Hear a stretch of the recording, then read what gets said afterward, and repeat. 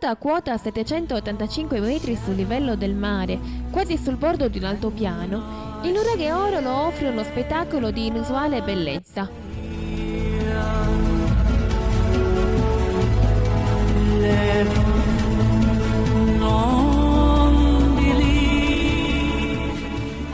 Già di per sé il monumento si presenta architettonicamente bello ed elegante, costituito da conci isodomi, ma in più lo scenario sottostante della Planargia, vista dall'alto, ci rende un'idea della concentrazione delle strutture e della capillarizzazione di queste nel territorio.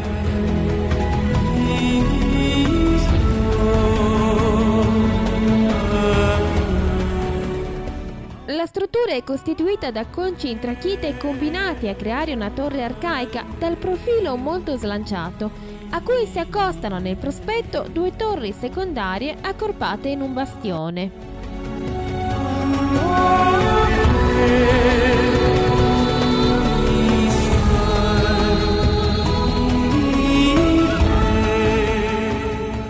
Si accede a questa da un ingresso architravato che conduce a tre vie. Frontalmente vi è l'accesso alla torre principale, sulla destra quella alla torre orientale, mentre sulla sinistra si accede alla torre occidentale.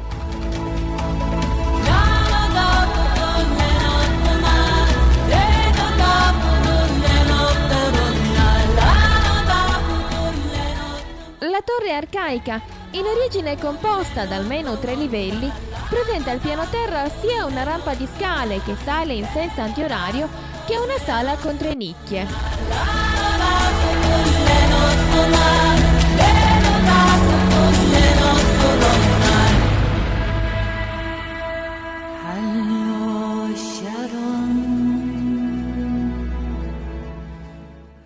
Quest'ultima voltata ogiva è priva soltanto delle lastre della copertura finale e presenta, lungo il profilo e leggermente rialzati dal piano di calpestio, 4 piccoli stipetti ricavati nella massa muraria.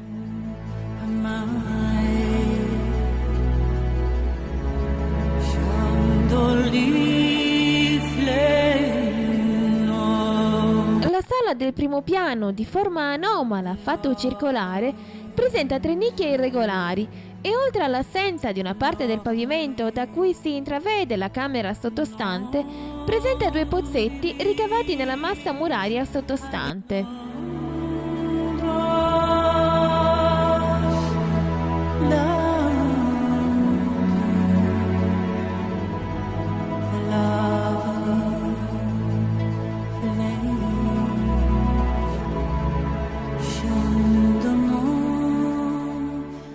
In questo ambiente si può osservare un finestrone sistemato sulla verticale dell'ingresso alla torre e dell'ingresso al bastione, coronato da un poderoso architrave.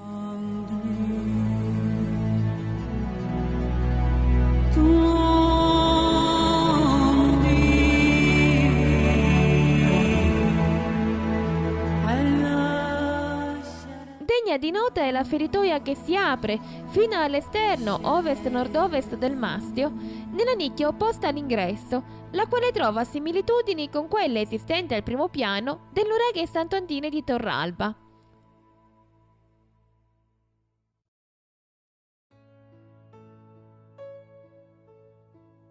Non si cita nessuna particolarità degna di nota relativa alle 2 torri secondarie, in quanto le informazioni relative a scavi sono scarsissime, se non addirittura assenti, e si può ricordare solo che alcuni studi segnalano la presenza di alcune capanne e l'intorno vede a poche centinaia di metri altri 2 nuraghi, una fonte e delle domus degli Anas.